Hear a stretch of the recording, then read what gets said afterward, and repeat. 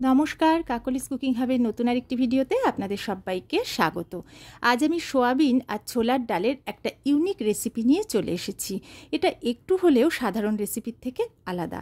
তাহলে চলুন কথা না বাড়িয়ে আমি রেসিপিটা বানিয়ে ফেলি। এখানে আমি নিয়েছি 100 গ্রাম মতো ছোলার ডাল, আর নিয়েছি 1 বাটি মতো সোয়াবিন বড়ি। ছোলার ডালটা বেশ কয়েকবার জল পাল্টে পাল্টে ধুয়ে আমি ভালো জলে সারা রাত ভিজিয়ে রেখে দেবো। আপনারা যদি সারা রাত ভিজিয়ে না রাখতে পারেন, অবশ্যই মিনিমাম 6 থেকে 7 ঘন্টা ভিজিয়ে রাখবেন। আর সোয়াবিন বড়িটা আমি পরদিন সকালে ভালো করে জলে ফুটিয়ে সেদ্ধ করে নেব। পরদিন সকালে আমি সোয়াবিন বড়িগুলো ভালো করে জলে ফুটিয়ে সেদ্ধ করে নিয়েছি। তারপর ভালো জলে ধুয়ে জলটা ছেঁকে আলাদা করে রেখেছি। এদিকে ডালটা সারা রাত ভিজিয়ে রেখেছিলাম, তারপরে জল ঝরিয়ে নিয়েছি। ডালটা দেখুন কতটা ফুলে উঠেছে। এবার আমি মিক্সির একটা জার নিয়েছি। সোয়াবিন বড়িগুলো হাত দিয়ে ভালো করে চেপে চেপে যতটা সম্ভব আমি জলটা বার করে দিচ্ছি।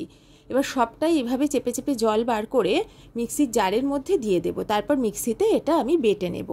এটা বাটতে গেলে একটু অসুবিধা হবে, তাই জন্য খুব অল্প পরিমাণ জল অ্যাড করে থেমে থেমে বারবার ঘুরিয়ে এটাকে বেটে নেবেন। তবে খুব স্মুথ পেস্ট কিন্তু এটা হবে না, তবে যতটা সম্ভব চেষ্টা করবেন বাটাটা যেন ভালো হয়। সোয়াবিন বড়িগুলো আমি বেটে অন্য একটা বাটিতে তুলে নিয়েছি। দেখুন আমি দেখিয়ে দিচ্ছি, বাটাটা ঠিক এরকম হলেই হবে। আমি এটা বাটার সময় মাত্র 3-4 চামচ জল অ্যাড করেছিলাম, তার বেশি কিন্তু আমি দেইনি। আর ওই জারের মধ্যেই এবার আমি ভেজানো ছোলার ডাল দিয়ে দিচ্ছি। এটারও আমি একটা মিহি পেস্ট বানিয়ে নেব। ছোলার ডাল মিহি করে বেটে একটা বাটিতে তুলে নিয়েছি। আমি 2 বড় সাইজের টমেটো কুচি করে নিয়েছি, এটারও একটা মিহি পেস্ট বানিয়ে নেব। এবারে গ্যাসে একটা কড়া বসিয়ে দিয়ে আমি এর মধ্যে দিয়ে দিচ্ছি 2 টেবিল চামচ সর্ষের তেল। তেলটা ভালো করে গরম করে নেওয়ার পরে আমি এর মধ্যে দিয়ে দিচ্ছি 1 চা চামচ গোটা জিরে। গ্যাসের ফ্লেমটা আমি লোতেই রেখে দিয়েছি, দিয়ে জিরেটা বেশ ভালো করে একটু ভেজে নিলাম। তারপরে আমি দিচ্ছি 1 চা চামচ আদা বাটা, দিয়ে দিচ্ছি 1.5 চা চামচ মতো জিরে গুঁড়ো, আর 1.5 চা চামচ দেব ধনিয়া গুঁড়ো। এবারে আমি তেলের ওপরে মশলাগুলো ভালো করে একটু নেড়েচেড়ে ভেজে নেব। আর আমি কিন্তু কোনো গুঁড়ো মশলা দিয়েছি বলে জল অ্যাড করব না, সেই জন্য গ্যাসের ফ্লেমটা কিন্তু অবশ্যই লোতে রাখতে হবে আর সমানই নাড়তে হবে, তা না হলে মশলাগুলো পুড়ে যাবে। এবারে কিছুক্ষণ নেড়ে নেওয়ার পরে আমি এতে 1/2 চা চামচ মতো হলুদ গুঁড়ো দিয়ে দিলাম। তেলের ওপরে হলুদ দিলে কালারটা কিন্তু খুব ভালো আসে। এবার ভালো করে এটাও দেওয়ার পরে আরও কিছুক্ষণ নেড়েচেড়ে একটু হলুদের কাঁচা গন্ধটা চলে যাওয়া পর্যন্ত ভেজে নেব। এটা ভেজে নেওয়ার পরে আমি যে ছোলার ডাল বেটে রেখেছিলাম সেটা এর মধ্যে অ্যাড করে দিলাম। এবারে ডাল বাটা আমি মশলার সাথে ভালো করে মিশিয়ে নিচ্ছি। ভালো করে মিশিয়ে নেওয়ার পরে মিনিট খানেক আমি একটু লো ফ্লেমে ভেজে নেব। যারা প্রথম থেকে আমার সাথে থেকে আমার ভিডিওটা দেখছেন তাদের সবাইকে আমার পাশে থাকার জন্য অনেক অনেক ভালোবাসা। আশা করব শেষ পর্যন্ত সবাই আমার সাথেই থাকবেন। এবারে আমি এর ওপর ছড়িয়ে দিলাম 1 চা চামচ চিনি আর স্বাদ মতো লবণ, এটা আপনারা বুঝে অ্যাড করবেন। আর আমি দিচ্ছি লাল কাঁচা লঙ্কা বাটা। লঙ্কা বাটাটাও যে যেমন ঝাল খান সেই বুঝে অ্যাড করবেন। এবারে সব কিছু খুব ভালো করে আমি প্রথমে মিশিয়ে নিচ্ছি, তারপরে লো ফ্লেমে বেশ কিছুটা সময় নিয়ে এটা ভেজে নেব। ভাজতে ভাজতে আপনারা বুঝতে পারবেন যে ডালের কাঁচা গন্ধটা কিন্তু একদম চলে যাবে, আর ভাজা হয়ে গেলে এটার থেকেই একটা মিষ্টি গন্ধ বেরোবে। আর দেখুন কড়া থেকে পুরো উঠে আসছে, তার মানে ভাজাটা কিন্তু আমার একদম হয়ে গেছে। এই অবস্থায় আমি যে সোয়াবিনটা বেটে রেখেছিলাম সেই সোয়াবিন বাটাটা পুরোটাই অ্যাড করে দিচ্ছি এর মধ্যে।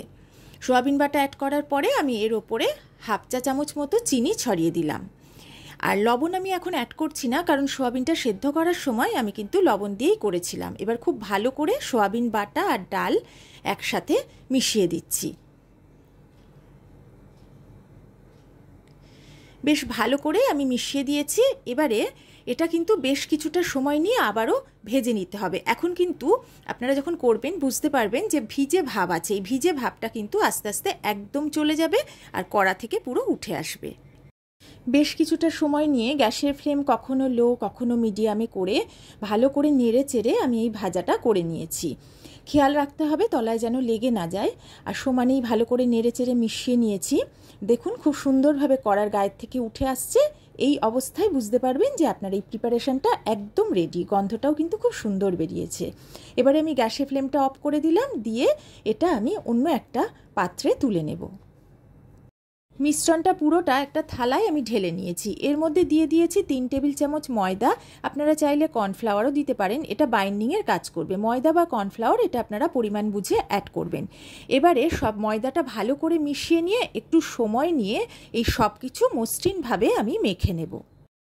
আর একটা কানা উঁচু স্টিলের থালা নিয়ে নিয়েছি। এর মধ্যে আমি দিয়ে দিলাম হাফ চা চামচ ঘি। এখানে ঘিটাই দেবেন, তেলটা ব্যবহার না করাই ভালো, তেলের একটা গাঁচা গন্ধ চলে আসে। এবারে ঘিটা হাত দিয়ে ভালো করে আমি থালার চারিদিকে লাগিয়ে নিচ্ছি।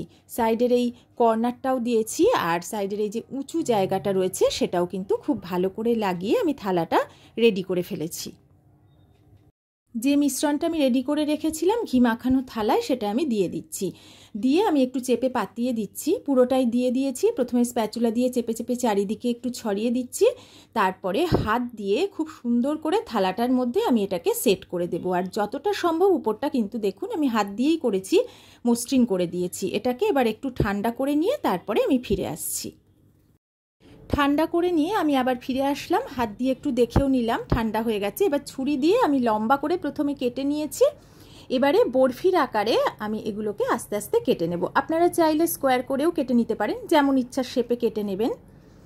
যারা প্রথম এসে আমার চ্যানেলে ভিডিওটা দেখতে শুরু করেছেন, যদি আমার ভিডিও একটুও ভালো লাগে তাহলে অবশ্যই আমার চ্যানেলটা একটু সাবস্ক্রাইব করে আমার পাশে থাকবেন, আর বেল আইকনটা প্রেস করে দেবেন, তাহলে আমার ভিডিও সহজেই আপনাদের কাছে পৌঁছে যাবে। এবারে ছুরি দিয়ে আমি একটা একটা করে বরফি তুলে নিচ্ছি। একটু এবড়ো খেবড়ো থাকলে হাত দিয়ে সেটা আমি ঠিক করে দিচ্ছি। আপনারাও এইভাবে করে নেবেন। আর প্লেটের ওপরে একটু চারদিকটা চেপে চেপে এটাকে সেট করে নিচ্ছি। এইভাবে সব বরফিগুলো আমি তুলে একটা প্লেটে নিয়ে নিয়েছি। এবার গ্যাসে একটা কড়া বসিয়ে আমি এর মধ্যে পরিমাণ মতো হোয়াইট অয়েল দিয়ে ভালো করে গরম করে নিচ্ছি। হাই ফ্লেমে তেলটা গরম করে গ্যাসের ফ্লেম লো করে তারপরে এই বরফিগুলো এক এক করে এর মধ্যে ছেড়ে দিচ্ছি। প্রথমে একটা দিয়ে একটু দেখে নেবেন যে তেলটা ঠিকঠাক গরম আছে কিনা। আমিও প্রথমে দিয়ে একটা দেখে নিয়েছি। এবার তারপর সবগুলো আস্তে আস্তে দিয়ে দিলাম। এইটা যেহেতু আমি প্রথমে দিয়েছি তাই উল্টে দেখাচ্ছি, একটা পিঠ ভাজা হয়ে গেছে। এরকম লালচে করেই সবগুলো ভেজে তুলে নিতে হবে। সবগুলো আমি ভেজে একটা প্লেটে তুলে নিয়েছি। আপনারা চাইলে বেশি তেল দিয়ে এগুলোকে ডিপ ফ্রাই করতে পারেন, আমি অল্প তেলেই ভেজেছি, কারণ বেশি তেল খাওয়া কিন্তু মোটেই স্বাস্থ্যকর নয়। এবারে কড়াতে আবার আমি 2 টেবিল চামচ সর্ষের তেল অ্যাড করলাম। এর মধ্যে আমি ফোড়ন দিলাম। ফোড়নে দিয়েছি 1 চা চামচ গোটা জিরে, একটা তেজপাতা আর কয়েকটা গোটা গরম মশলা, লবঙ্গ, এলাচ, দারচিনি। ফোড়নটা একটু ভালো করে ভেজে নিয়ে আমি একটা বড় আলু কয়েকটা টুকরো করে কেটে নিয়েছিলাম সেটা দিয়ে দিলাম, আর দিলাম কিছুটা লবণ। ভালো করে মিডিয়াম ফ্লেমে মিনিটখানেক আমি একটু ভেজে নিচ্ছি। তারপর গ্যাসের ফ্লেম লো করে ঢাকা দিয়ে আমি এটাকে কিছুক্ষণ ভেজেছি। এবার ঢাকা তুলে আমি এর মধ্যে হাফ চা চামচের বেশি একটু হলুদ গুঁড়ো আর 1 চা চামচ কাশ্মীরি লঙ্কার গুঁড়ো তেলের ওপরে দিয়ে দিলাম। এটা দিয়ে আলুর সাথে একসাথে ভালো করে অল্প কিছুক্ষণ একটু ভেজে নেব। আর গ্যাসের ফ্লেম কিন্তু লোতে রাখবো যাতে মশলাটা পুড়ে না যায়। এবারে কিছুক্ষণ ভেজে নেওয়ার পরে আমি এর মধ্যে অ্যাড করে দিচ্ছি 1.5 চা চামচ আদা বাটা আর 2 চা চামচ জিরে বাটা। এবার এই আদা আর জিরে বাটা সব কিছুর সাথে মিশিয়ে অল্প কিছুক্ষণ আমি একটু কষিয়ে নিচ্ছি। কিছুক্ষণ কষিয়ে নেওয়ার পরে আমি এবার এর মধ্যে অ্যাড করে দিচ্ছি 2 চা চামচ ধনিয়া গুঁড়ো। এই ধনিয়া গুঁড়োটা দেওয়ার পরে আমি এর মধ্যে অল্প একটু জল দিলাম। এবার সব কিছু আবারও অল্প কিছুটা সময় নিয়ে কষিয়ে নেব। কিছুক্ষণ কষিয়ে নেওয়ার পরে আমি এর মধ্যে এবার দিয়ে দেব কাঁচা লঙ্কা বাটা। কাঁচা লঙ্কা বাটাটা অবশ্যই আপনারা আপনাদের স্বাদ মতো দেবেন, আপনারা আরও বেশিও দিতে পারেন। এবার ভালো করে মিশিয়ে নিয়ে আমি এর মধ্যে টমেটো বাটাটা অ্যাড করে দিলাম। টমেটোটা দেওয়ার পরে বেশ ভালো করে কষিয়ে নিয়েছি। এবারে আবারও কিছুক্ষণ একটু নেড়ে চেড়ে নিচ্ছি। তেলও ছেড়ে দিয়েছে আর মশলাটা খুব ভালো মতো শুকিয়েও এসেছে। এবার আমি এর মধ্যে অ্যাড করে দিচ্ছি পরিমাণ মতো গরম জল। প্রথমে আমি অল্প একটু অ্যাড করলাম, করে ভালো করে মিশিয়ে নেওয়ার পরে এতে আরও বেশ কিছুটা জল আমি অ্যাড করব। এই রান্নাটায় প্রথমেই কিন্তু একটু বেশি পরিমাণে জল দিতে হবে। আর এতক্ষণে নিশ্চয়ই আপনারা বুঝে গেছেন যে রান্নাটা একটা নিরামিষ রান্না। এবারে ভালো করে মিশিয়ে নেওয়ার পরে আমি এর মধ্যে এক এক করে অ্যাড করে দেব স্বাদ মতো লবণ আর স্বাদ মতো চিনি। রান্নাটা যেহেতু নিরামিষ রান্না, তাই এটা কিন্তু একটু মিষ্টি মিষ্টি হলে খেতে ভালো লাগবে, তবে অবশ্যই লবণ মিষ্টি ঝালটা আপনারা আপনাদের স্বাদ মতো দেবেন। এবারে ভালো করে মিশিয়ে নেওয়ার পরে হাই ফ্লেমে প্রথমে বেশ কিছুক্ষণ ফোটাবো, তারপর গ্যাসের ফ্লেম লো করে দিয়ে ঢাকা দিয়ে রান্না করব যতক্ষণ না আলুটা সেদ্ধ হয়। লো ফ্লেমে রান্না করে নেওয়ার পরে এখন গ্যাসের ফ্লেমটা হাইতে করে আমি একটু ফুটিয়ে নিচ্ছি। আলুগুলো কিন্তু আমার সেদ্ধ হয়ে গেছে। নিশ্চয়ই বুঝতে পেরেছেন আমি আজ আপনাদের যে রেসিপিটা শেয়ার করছি সেটা হলো ছোলার ডাল আর সোয়াবিনের ধোকা। এবারে ভেজে রাখা ধোকাগুলো আমি আস্তে আস্তে ঝোলের মধ্যে ছেড়ে দিচ্ছি। এইগুলো দেওয়ার পরে 2 থেকে 3 মিনিট লো টু মিডিয়াম ফ্লেমে আমি ফুটিয়ে নেব। খুব বেশিক্ষণ ফোটানোর দরকার নেই, তাহলে এগুলো কিন্তু ভেঙে যেতে পারে। 2 থেকে 3 মিনিট রান্না করে নেওয়ার পর গ্যাসের ফ্লেমটা একদম লোতে করে দিয়েছি। ধোকা কিন্তু বেশ অনেকটাই জল টেনে নিয়েছে, এই কারণেই প্রথমে বলেছিলাম যে বেশি করে জল দিতে হবে।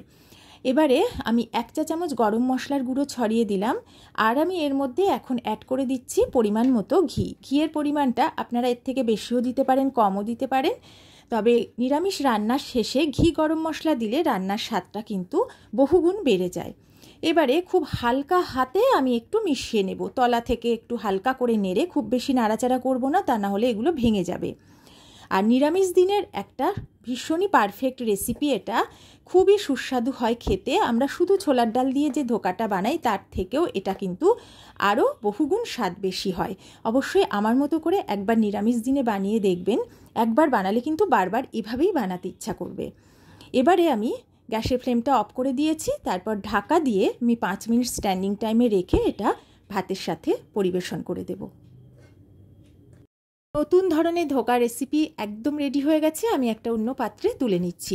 যদি আমার রেসিপিটা আপনাদের ভালো লাগে, এর মধ্যে নতুনত্ব কিছু পেয়ে থাকেন, তাহলে অবশ্যই আমার মতো করে এটা একবার বানাবেন।